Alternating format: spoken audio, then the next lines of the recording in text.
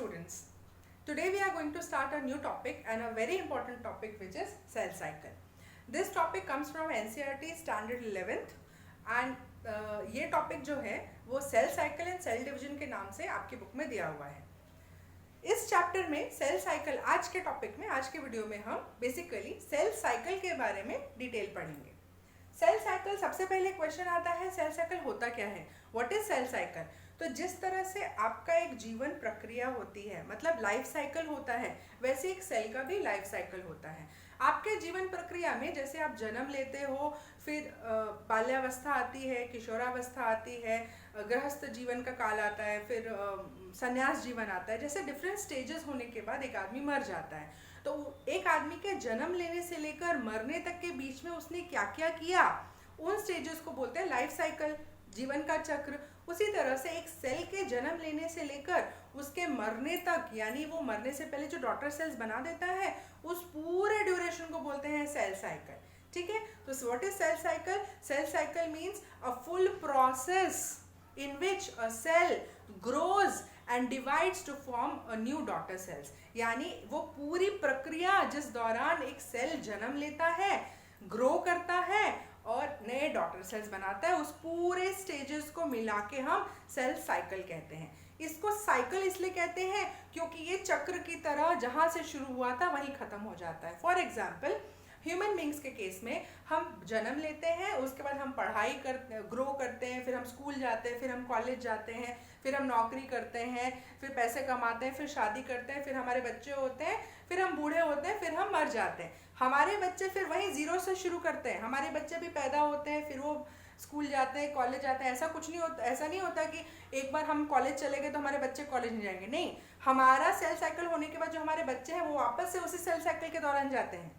मतलब इस जन्म में कितना भी पढ़ लो, अगले जन्म में तो फिर ABCD से ही शुरू करना है ना, वैसे ही बात होती है.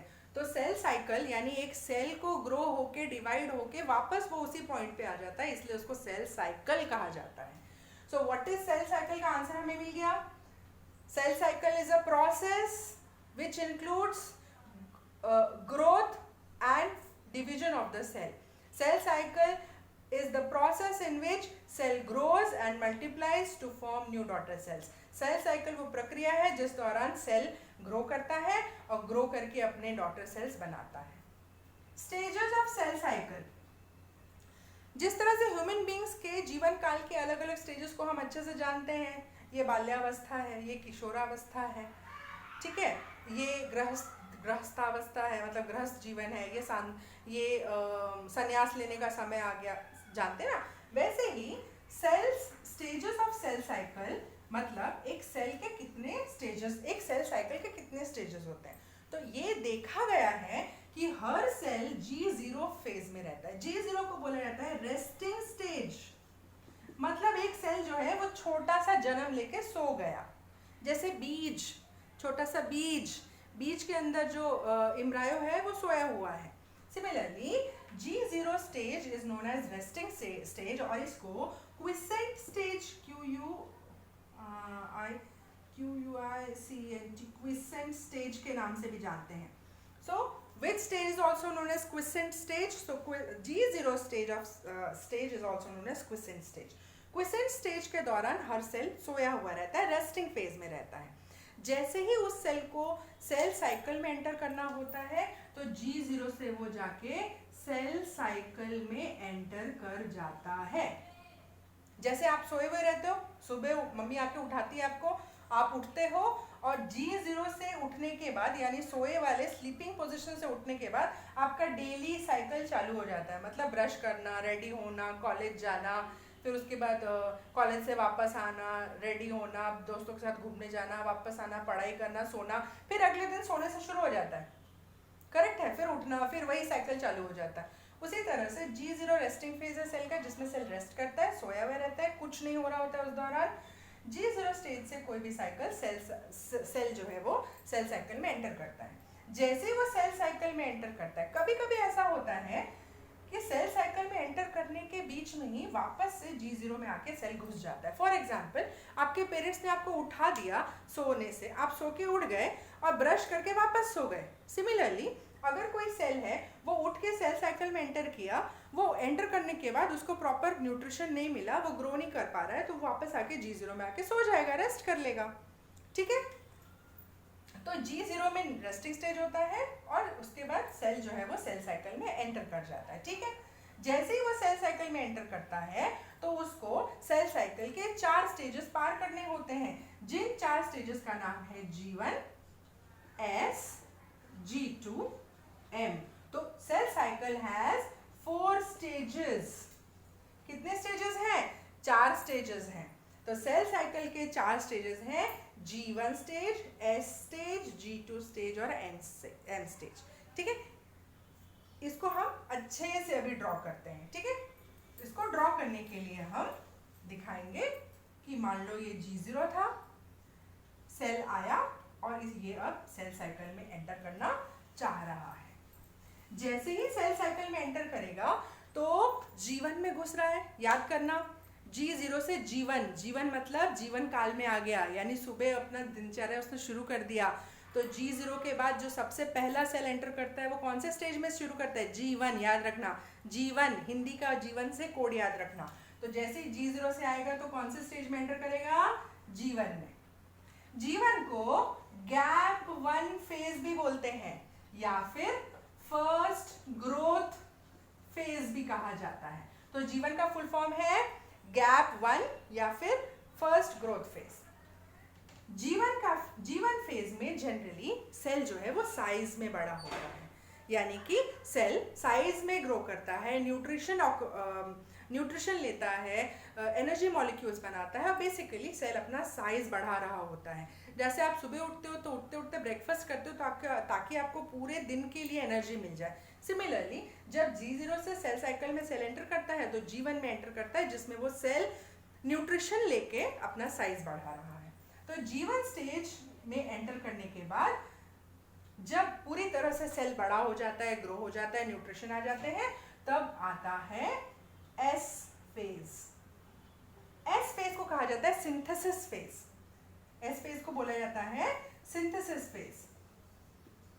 Synthesis phase. सिंथेसिस फेज में क्या होता है? सिंथेसिस फेज में ऐसा सोचो कि तुम सुबह उठे हो और तुमको आज एक बिल्डिंग बनानी है, तुम इंजीनियर हो, तुमको एक बिल्डिंग बनानी है, तो तुम सुबह उठ के सबसे पहले ब्रेकफास्ट करोगे कि दिन भर आने वाले काम के लिए तुमको एनर्जी रहे। तो ब्रेकफास्ट करके तुम रेडी हो गए। उसके बाद तुम क्या करोगे? जो तुमको काम बोला गया है बिल्डिंग बनाने का, उसके सारे रॉ मटेरियल्स इकट्ठा करोगे। करेक्ट है ना? उसी तरह से सेल का काम है डिवाइड होना। तो डिवाइड होने के लिए जिन जिन रॉ मटेरियल्स की जरूरत है वो सारे सिंथेसिस फेज में प्रोड्यूस होते हैं। तो S phase mean synthesis phase. Synthesis phase के दौरान सेल डिवीजन में यूज होने वाले जितने भी न्यूट्रिएंट्स, जितने भी मटेरियल्स हैं, सारे मटेरियल्स यहाँ पे प्रोड्यूस होंगे। अब कौन से मटेरियल प्रोड्यूस होंगे ये समझो। ये एक सेल था, मान लो इसके पास एक DNA है। ये सेल को आगे जाके 2 डॉटर सेल्स बनानी है, करेक्ट है?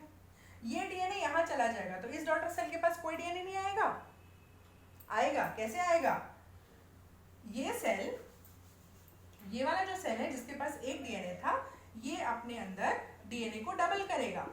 2 डबल किया, अब इसके 2 डॉटर सेल्स बनेंगे, एक DNA यहाँ जाएगा, दूसरा DNA यहाँ जाएगा। तो S फेज दौरान यही होता है। S फेज में क्या होता है? DNA रेप्लिकेशन होता है, DNA डबल होता है। S फेज में ये होता है। ठीक है? G0 फेज रेस्टिंग फेज है। रेस्टिंग फेज से कोई भी सेल एंटर करता है सेल साइकिल में और एंटर करते ही जो स्टेज आता है उसको कहते हैं G1 फेज, जो ग्रोथ फेज है। G1 के बाद S फेज आता है। S phase is the synthesising phase, जिसमें DNA सिंथेसिस होता है, या जितने भी मटेरियल चाहिए DNA सेल को डिवाइड होने के लिए वो सब सिंथेसाइज होते हैं। चीज़ें इकट्ठा करने के बाद, मान लो तुम सुबह उठे तो तुमने नाश्ता कर लिया और तुमने बिल्डिंग बनाने वाले सारे मटेरियल जमा कर लिए। अब जमा करते करते इतना थक जाते हो कि बोलते हो अरे मुझे भूख लग गई, थोड़ा सा और नाश्ता दे दो, फिर मैं काम करना शुरू करूँगा। करेक्ट है? यानी कि DNA सिंथेसिस करते करते सेल के अंदर की मैक्सिमम एनर्जी खत्म हो जाती है, तो वो वापस से एक छोटा सा गैप फेज लेता है या छोटा सा ग्रोथ फेज लेता है, जिसको कहा जाता है G2। क्या बोला जाता है उसको? G2 फेज, यानी कि गैप 2 फेज या फिर सेकेंड ग्रोथ फेज। इस दौरान वो वापस से ग्रो करता है, न्यूट्रिशन जमा करता है और खुद को आने वाले सेल डिवीजन के लिए तैयार करता है। तैयारी हो चुकी है, खाना पीना खा लिया है, सामान जमा कर लिया है, सामान जमा करने के बाद वापस रेस्ट करके खाना जो मतलब जो एनर्जी खर्च हुई थी वो भी ले ली है। अब मेन लास्ट पॉइंट आता है which is M phase. M phase मतलब माइटोसिस फेज। तो मान लो ये एक सेल है, ये सेल एंटर किया जीवन में, ग्रो हो गया, साइज में बड़ा हो गया, ठीक है। इस सेल के अंदर ऐसा बनाती हूँ, ये एक सेल है जिसके अंदर डीएनए है, ठीक है। ये सेल साइज में बड़ा हो गया, जैसे ये एस फेज में आया, इस सेल ने अपने डीएनए को डबल कर लिया। अब ये G2 में आया, G2 में कुछ नहीं हुआ, वैसे का वैसे ही रह गया। अब ये M में आके क्या हुआ, 2 सेल्स बन गए। तो एक सेल जो सेल साइकिल में घुसा था, अब वो 2 सेल बना के निकल गया। अब ये चाहे तो दोनों सेल G0 में चले जाएंगे, चाहे तो दोनों सेल्स G0 में वापस जाके सो जाएंगे, जैसे हमारी बॉडी के सेल्स, या तो फिर एक सेल जाके सो जाएगा, दूसरा सेल वापस सेल साइकिल में एंटर कर जाएगा, ये भी हो सकता है। या फिर कोई भी G0 में नहीं जाएगा, दोनों सेल्स जो है वो जीवन चक्र में आएंगे। देखा गया है कि जब एक छोटा बच्चा होता है, जब वो ग्रोइंग एज में होता है, तो उसकी बॉडी के जितने भी सेल्स होते हैं सारे सेल साइकिल में घूम रहे होते हैं, कोई भी सोया हुआ नहीं रहता। इसीलिए आज वो बच्चा इतना बड़ा है, कल इतना बड़ा हो जाएगा, परसों इतना बड़ा हो जाएगा, क्योंकि उसके सारे सेल्स डिवाइड हो रहे हैं। लेकिन हम लोग एक बार जब अडल्ट हो जाते हैं, बड़े हो जाते हैं, तो हम फर्दर ग्रो होना कम कर देते हैं, बंद कर देते हैं, क्योंकि हमारे सेल्स जो हैं वो मैक्सिमम G0 में चले गए हैं। क्लियर? तो अगर पूछा जाएगा कि name the stages of cell cycle, तो सेल साइकिल में सिर्फ 4 स्टेजेस होते हैं, G1, S, G2, M। G0 cell cycle का स्टेज नहीं है। G0 एक रेस्टिंग स्टेज है। जो सेल साइकिल में नहीं होगा वो सेल G0 में रेस्ट कर रहा होगा।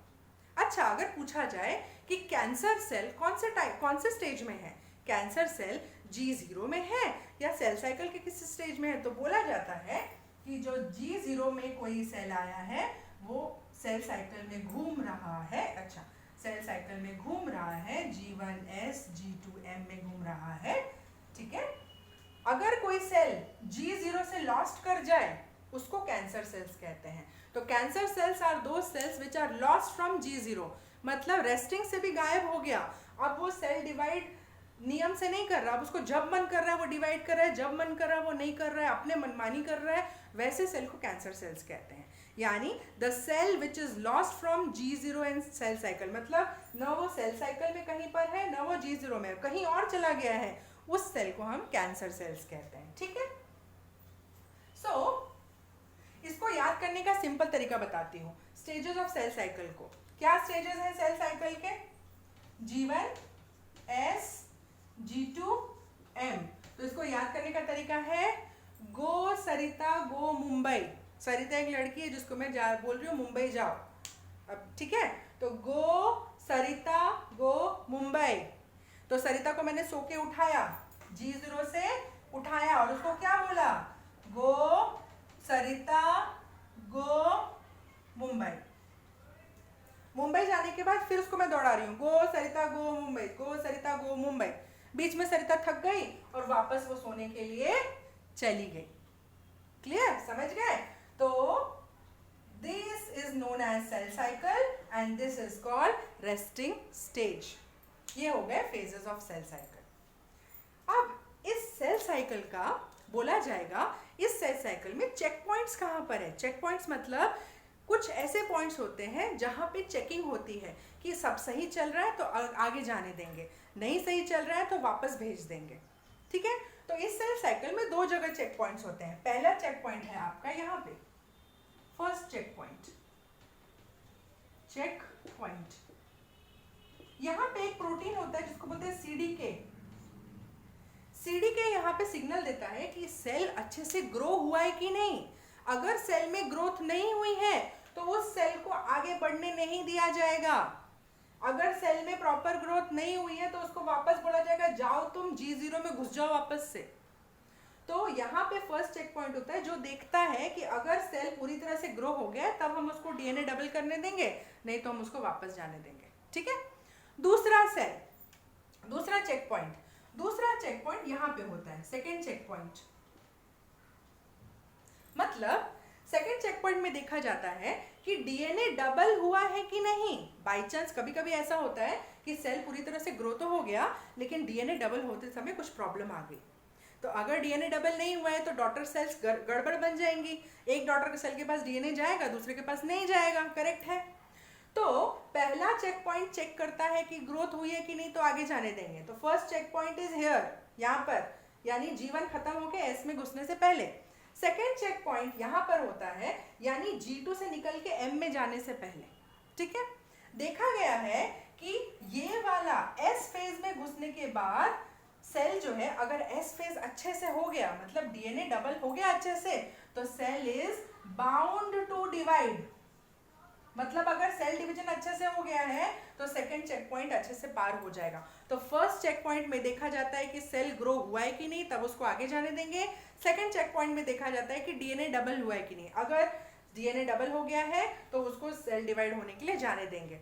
बोला गया है कौन से स्टेज में सेल वापस नहीं जा सकता, मतलब फर्स्ट चेक पॉइंट के बाद सेल G0 में वापस जा सकता है, लेकिन जहां उसने S फेज को पार कर लिया अब उस सेल को डिवाइड होना ही होगा। वो सेल वापस जाके सो नहीं सकता। मतलब आप ब्रश करके वापस जाके सो सकते हो, लेकिन अगर आप नहा के एक बार तैयार हो गए तो अब नहाने के बाद, तैयार होने के बाद किसी को नींद नहीं आती। ठीक है, तो फर्स्ट चेक पॉइंट है कि आपकी मम्मी आके देखती है कि ब्रश कर रहा है कि नहीं। अच्छा ब्रश कर रहा है, चलो उठ गया, लेकिन फिर भी डाउट है कि ब्रश करके जाके सो सकता है। लेकिन सेकंड चेक पॉइंट क्या है, अगर आप नहा लो और रेडी हो जाओ, फिर आपकी मम्मी पेरेंट्स जो है वो निश्चिंत हो जाते हैं कि अब ये नहीं सोएगा। ठीक है, तो फर्स्ट चेक पॉइंट यहाँ पर है जिससे देखा जाता है कि ग्रो हुआ है कि नहीं, और सेकंड चेक पॉइंट यहाँ पर है जिसमें देखा जाता है कि सेल डीएनए डबल हुआ है कि नहीं। इस तरह से सेल साइकिल में दो चेक पॉइंट आते हैं। तो एक सेल के जीवन काल में कितने पॉइंट्स हैं, तो इसको सिंपल भाषा में अगर मैं लिखूं तो सिंपल भाषा में ऐसे लिख सकती हूँ कि सेल एक रेस्टिंग फेज में रहता है और जब चाहे वो सेल साइकिल में एंटर कर देता है, G1 में एंटर करता है, फिर S में करता है, फिर G2 में करता है, फिर M में करता है। ठीक है,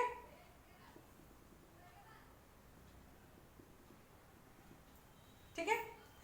अब ये होता है यहाँ पे एक चेक पॉइंट है और यहाँ पे एक चेक पॉइंट है। ठीक है, क्लियर हो गई बात? ओके, यहाँ आने के बाद या तो ये वापस आ जाता है या तो ये आगे चला जाता है। यानी यहाँ पे अगर दो सेल्स आए हैं तो या तो ये जीवन में वापस आ जाएगा या तो ये वापस से ऐसे जाके नया सेल में वापस से सेल साइकिल चलाएगा, अपने डॉटर सेल्स बनाएगा। क्लियर हो गई बात? तो मेरे हिसाब से सेल साइकिल के बारे में सारी डाउट्स क्लियर हो गई कि सेल साइकिल में कितने स्टेजेस होते हैं। 4 स्टेजेस होते हैं, गो, सरिता, गो, मुंबई। ठीक है, कैंसर सेल्स किनको कहते हैं? कैंसर सेल्स उसको कहते हैं जो सेल साइकिल में कहीं भी नहीं है, यानी the cells which is lost from the G0 phase is known as cancerous cells. अच्छा, एक क्वेश्चन बार बार जो पूछा गया है वो मैं लिख के बता देती हूँ। क्वेश्चन पूछा गया है ड्यूरेशन ऑफ सेल साइकिल। आपको पता है ये G1 कितने घंटे तक रहता है, कितने मिनट तक रहता है? G2 कितने मिनट तक रहता है? सॉरी, G1 के बाद S आता है ना, S कितने मिनट तक रहता है? G2 कितने मिनट तक रहता है? और M कितने मिनट तक रहता है? बताओ, कभी सोचा है माइटोसिस म्यूसिस होने में कितना समय लगता है? ओके, देखा गया है कि एक मेमेलियन सेल, हमारा cell, mammalian cell, a simple mammalian cell takes 20 to 24 hours to complete this cell cycle. यानी एक मेमेलियन सेल को सेल साइकिल कंप्लीट करने में 24 घंटे लगते हैं, जिसमें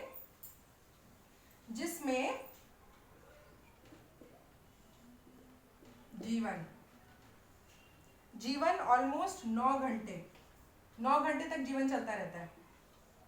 S 10 घंटे तक, 8 से 10 घंटे। G2 4 घंटे तक चलता रहता है और M सिर्फ 1 घंटा चलता है। यानी माइटोसिस का जो स्टेज है, जो सेल जो डिवाइड हो रहा है, वो सिर्फ 1 घंटे में खत्म हो जाता है। सबसे ज्यादा टाइम सेल को अपना ग्रोथ करने में और सेल को डिवाइड करने, मतलब डीएनए को डबल करने में लगता है। तो सबसे ज्यादा समय कौन से स्टेज में लगता है? सेल को ग्रो होने में टाइम लगता है और डीएनए को डबल करने में। बाकी ये जो छोटा सा जो सेल ग्रोथ वाला टाइम है G2 वाला, वो 4 घंटे में हो जाता है और माइटोसिस 1 घंटे में। तो देखा जाए कि सेल डिवाइड होने के लिए तैयारी करने में 90% टाइम लगाता है। मतलब 24 घंटे में से 23 घंटे सेल खुद को ग्रो कर रहा है, डीएनए डबल कर रहा है, ग्रो कर रहा है, मतलब पूरी तैयारी कर रहा है 23 घंटा। इसको ऐसे समझो, तुम्हारे घर में अगर कोई पार्टी है तो पार्टी कितना देर रहती है? 2 घंटे। लेकिन उस 2 घंटे की पार्टी के लिए तुमको 1 हफ्ते तैयारी करनी पड़ती है। कार्ड छपवाओ, गेस्ट लिस्ट बनाओ, खाने में क्या बनेगा, डेकोरेशन करो, पूरी तैयारी करो। तो 2 घंटे की पार्टी होस्ट करने के लिए तुमको 1 हफ्ते का समय लगता है। उसी तरह से सेल साइकिल में माइटोसिस करने के लिए, यानी सेल को डिवाइड होने के लिए सिर्फ 1 घंटा लगता है, लेकिन उस डिवीजन तक पहुंचने के लिए सेल को 23 घंटे लग जाते हैं। मैमल सेल की बात हो रही है, क्योंकि मैमेलियन सेल जो है वो 24 घंटे में एक बार डिवाइड करता है। ठीक है, मान लो अगर हाथ कट गया, यहाँ का एक सेल गायब हो गया, तो उस सेल को जगह पे, मतलब एक नए सेल को वहाँ पे आने के लिए, बनने के लिए 24 घंटे का समय लगेगा। यही वजह है कि अगर तुमको चोट लग जाती है या एक छिल जाता है कहीं, तो उसको 1 दिन लगता है भरने के लिए, मतलब 1 दिन में वो रेड कलर की परत बनती है, क्योंकि मैमेलियन सेल 24 घंटे में अपना सेल साइकिल बनाते हैं, यानी सेल साइकिल कंप्लीट करते हैं। उसी तरह से अगर पूछा जाए बैक्टीरियल सेल, तुम लोग को पता होगा अभी ईस्ट वगैरह केक में डालते हैं, बेकरी में डालते हैं ईस्ट सेल। मान लो तुमने 1 चम्मच लिया, 1 चम्मच ईस्ट सेल को 2 चम्मच बनने में कितना समय लगेगा? सिंपल है, ईस्ट लो कटोरी में, ईस्ट सेल लो कटोरी में, ठीक है, उसमें शक्कर डाल दो, चीनी डाल दो, क्योंकि वो शुगर खाएगा, खाना न्यूट्रिशन दे दिया। तो ईस्ट सेल 90 to 120 मिनट्स में डबल होता है। यानी कि सेल साइकिल करने में, यानी एक ईस्ट सेल को 2 ईस्ट सेल बनने में 1.5 घंटे से 2 घंटे लग जाते हैं, 90 मिनट्स to 120 मिनट्स। यानी अगर तुम्हारे पास ईस्ट कम है, मान लो तुमको अगर केक बनाना है या ब्रेड बनानी है, उसमें तुमको 1 चम्मच ईस्ट लगना है, तुम्हारे पास आधा चम्मच ईस्ट है, तो तुम क्या करो, आधा चम्मच ईस्ट में चीनी डाल के, गर्म पानी डाल के उसको छोड़ दो 2 घंटे के लिए, अपने आप वो ईस्ट जो होगा वो डबल हो जाएगा। ठीक है, इस तरह से तुम वो 1 चम्मच को फिर और 2 घंटा छोड़ोगे तो वो 1 चम्मच जो है वो 2 चम्मच हो जाएगा, 2 चम्मच को और छोड़ोगे तो वो 4 चम्मच हो जाएगा। तो yeast cell divides in 90 to 120 minutes, mammalian cell divides in 24 hours. Bacterial cell, ये पूछा गया है, बैक्टीरियल सेल कितनी देर में डिवाइड करता है? तो 20 मिनट में। एक बैक्टीरिया डिवाइड होकर 2 बैक्टीरिया बन जाता है 20 मिनट्स में, इसलिए बैक्टीरिया इतने जल्दी ग्रो करते हैं। ठीक है, तो bacterial cell divides in 20 minutes, yeast cell divides in 90 to 120 minutes, mammalian cell divides in 24 hours. ठीक, अच्छा, तुम्हारे लिवर सेल्स कितनी देर में डिवाइड करते हैं बताओ? अगर तुम्हारे लिवर का कोई सेल डैमेज हो गया, तो उस डैमेज सेल की जगह नए सेल, बाजू वाले सेल ने अगर कोई नया सेल बनाया, तो वो नया सेल कितनी देर में आएगा? तुम्हारे लिवर सेल्स को डिवाइड होने में कितना समय लगता है? ह्यूमन लिवर सेल्स को डिवाइड होने में 1 ईयर का समय लगता है। समझे कितना बड़ा बात है? ह्यूमन लिवर सेल्स को डिवाइड होने में 1 साल का समय लगता है। ये पूछा हुआ क्वेश्चन है, एम्स में पूछा हुआ क्वेश्चन है ये। ठीक है, cell cycle of liver cells completes in 1 year. Similarly एक दूसरा डेटा है कि हमारे जो ब्रेन के न्यूरॉन्स हैं, ब्रेन सेल्स हैं, ह्यूमन के ब्रेन सेल्स हैं, क्या वो डिवाइड करते हैं? तो नहीं, ह्यूमन ब्रेन सेल्स जिनको न्यूरॉन्स कहते हैं, दे डू नॉट डिवाइड। 5 साल की उम्र तक जितने तुम्हारी बॉडी में न्यूरॉन्स बन गए। उसके बाद अगर तुम्हारी बॉडी में कोई न्यूरॉन खराब हो जाता है, डैमेज हो जाता है, तो उसकी जगह पे बाजू वाला न्यूरॉन डिवाइड होकर जगह भरता नहीं है। फॉर एग्जाम्पल तुम्हारी बॉडी के ऊपर मान लो यहाँ पे मान लो कट हो गया, तो ये सेल्स थे, ठीक है, बीच में से ये कट हो गया, ये सेल्स से कट गया, चोट लग गई, इतना छिल गया और निकल गया, तो ये सेल्स गायब हो गए। तो ये सेल क्या करेगा? डिवाइड होकर अपने डॉटर सेल्स बना देगा, 2 सेल्स बन गए, और ये सेल क्या करेगा? डिवाइड होकर अपने बनेगा, फिर ये अपने बनेगा, बस इस तरह से भर जाएगा ये। ठीक है, लेकिन अगर तुम्हारे ब्रेन में कोई न्यूरॉन सेल डैमेज हो गया, तो वो डैमेज कभी नहीं भरता, क्योंकि न्यूरॉन सेल्स कभी डिवाइड नहीं होते हैं। तो human brain cells, neurons never divide. तुम्हारे इंटेस्टाइनल सेल्स कितनी देर में डिवाइड करते हैं पता है? तुम्हारे इंटेस्टाइनल सेल्स 12 घंटे में डिवाइड करते हैं। अगर तुम्हारे इंटेस्टाइन में डाइजेशन के दौरान कुछ सेल्स अगर डैमेज हो गए, खराब हो गए, टूट गए, निकल गए, तो उन इंटेस्टाइनल सेल्स को रिपेयर मतलब उस जगह पे नए सेल्स को आने के लिए 12 घंटे का समय लगता है। तो जितना मैंने डेटा दिया वो डेटा बार बार एग्जाम्स में पूछा गया है, तो मैं रिपीट कर देती हूँ कि ईच सेल अपना सेल साइकिल कंप्लीट करने में 1.5 से 2 घंटे का समय लेता है।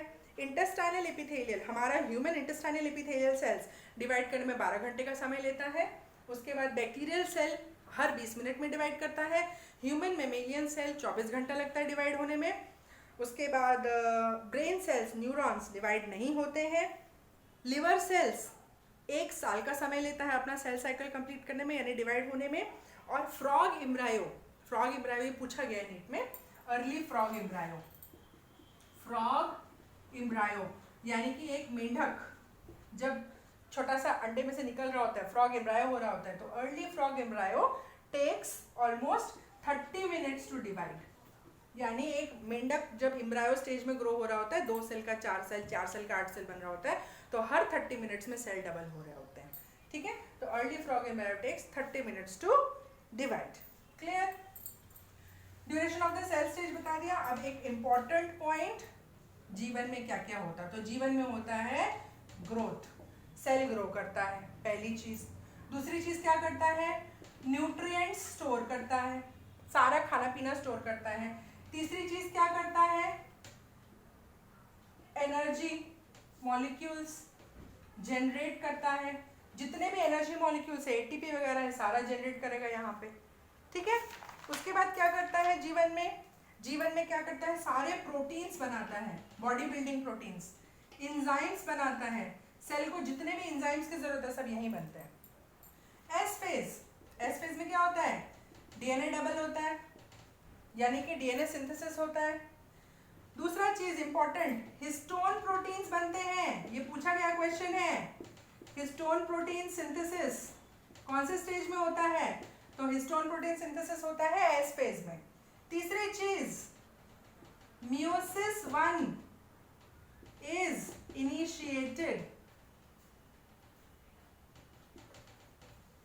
मियोसिस 1 इनिशिएट होता है, यानी कि एस फेज में डीएनए डबल होगा, हिस्टोन प्रोटीन्स बनेंगे और मियोसिस एक्चुअली एक डिवीजन प्रोसेस है जो एम में आता है, लेकिन उस एम की शुरुआत, मियोसिस 1 की शुरुआत एस में ही स्टार्ट हो जाती है।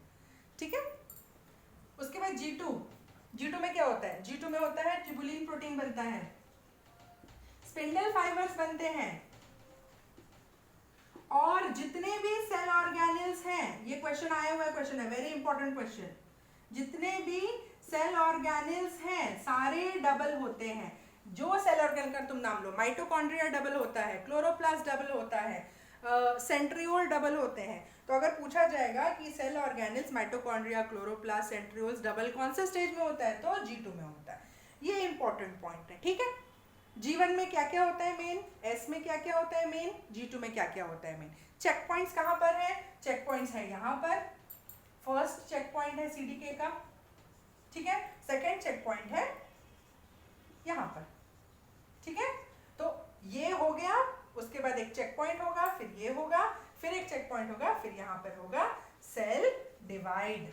सेल डिवाइड के 2 प्रोसेस है, या तो माइटोसिस होगा या तो मियोसिस होगा।